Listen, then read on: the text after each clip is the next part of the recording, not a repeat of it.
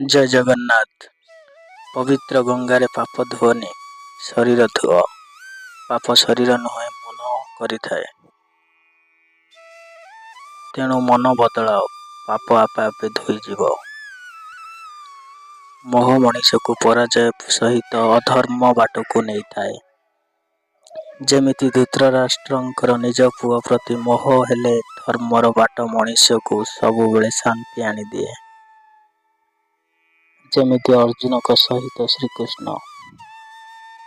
ଟଙ୍କା ପଇସା ଅଭାବରୁ ଲୋକମାନଙ୍କର ପାଠ ପଢ଼ିବା ବନ୍ଦ ହେବା ଆମେ ଦେଖୁଛୁ, କିନ୍ତୁ ପଇସା ଅଭାବରୁ ବିଡ଼ି ସିଗାରେଟ୍ ମଦ ଭାଙ୍ଗ ଗଞ୍ଜେଇ ଆଦି ନିଶା ବନ୍ଦ କରିଥିବା ଲୋକ ଜଣେ ବି ଆଜି ଯାଏଁ ଦେଖିବାକୁ ମିଳିନାହିଁ।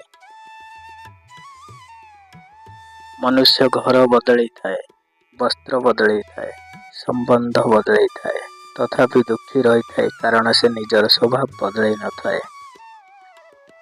ଯେପର୍ଯ୍ୟନ୍ତ ମଣିଷ ନିଜେ ନିଜକୁ ପରିବର୍ତ୍ତନ କରିବାକୁ ନ ଚାହିଁଛି, ସେ ପର୍ଯ୍ୟନ୍ତ ତାକୁ କେହି ବି ପରିବର୍ତ୍ତନ କରିପାରିବେ ନାହିଁ, ଭଗବାନ ବି ନୁହେଁ। ଛୋଟିଆ ତୁଳସୀ ଗଛଟିଏ ମନ୍ଦିରରେ ରହୁ ରହୁ ବା ମଶାଣିରେ ତାର ପବିତ୍ରତା ପାଇଁ ପୂଜା ପାଏ। ଠିକ୍ ସେଇଭଳି ମଣିଷ ଦୁନିଆରେ ରହୁ ବା ନ ରହୁ, ତାର ସୁନ୍ଦର ଚେହେରା ପାଇଁ ନୁହେଁ, ତାର ସତ୍ ଚରିତ୍ର ପାଇଁ ସବୁବେଳେ ସମସ୍ତଙ୍କ ହୃଦୟରେ ରହିଥାଏ।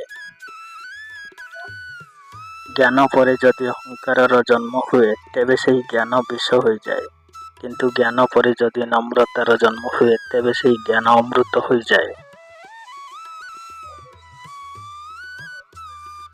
ସଳିତା କହିଲା ମହମକୁ ଦିନେ, ମୁଁ ଜଳେ ସିନା ମୋ ଦୁଃଖ ଯନ୍ତ୍ରଣାରେ ତୁ କିଆଁ ଝଡ଼ିଯାଉ। ମହମ କହିଲା, ତୋ ଦୁଃଖ ମୋତେ କଷ୍ଟ ଦିଏ ଭାରି, ତେଣୁ ମୁଁ ମୋ ହୃଦୟ ଭିତରେ ଥାଉ।